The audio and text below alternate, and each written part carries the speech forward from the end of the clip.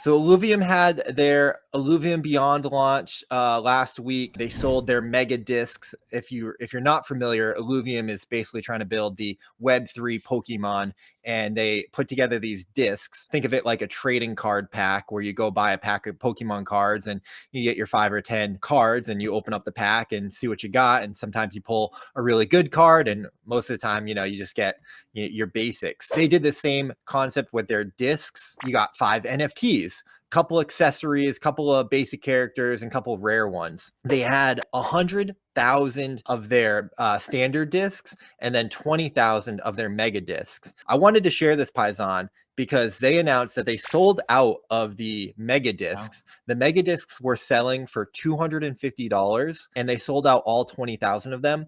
That's over 5 million. We were talking about this Illuvium Beyond launch. This is their trading card game. Illuvium raised over $5 million last week. There's a little bit of an asterisk here because they streamed it for 24 hours and they had this battle where they, had people opening up their discs and seeing, who got better cards. Whoever got the higher ranking, basically won the battle. I mean, I think Kieran alone put $500,000.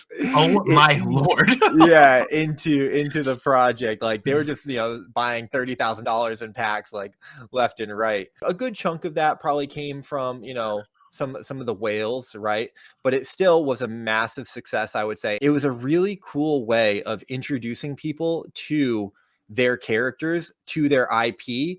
So many of these normal NFT mints are just mint the NFT, and you get one and you get a reveal and that's it. But getting 5 in a pack was a new experience and a really cool way to launch that project.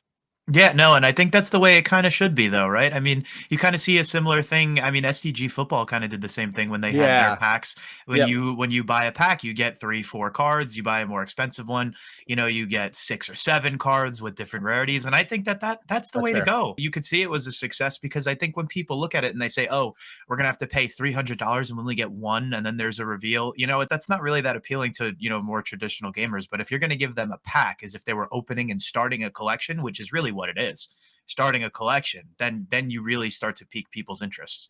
You make a good point about the sports cards, right? I guess that's maybe more of a traditional kind of use case for that. But what's cool about it is that it gamifies the NFTs, right? It gamifies the opening of it a little bit more beyond, what we've traditionally seen.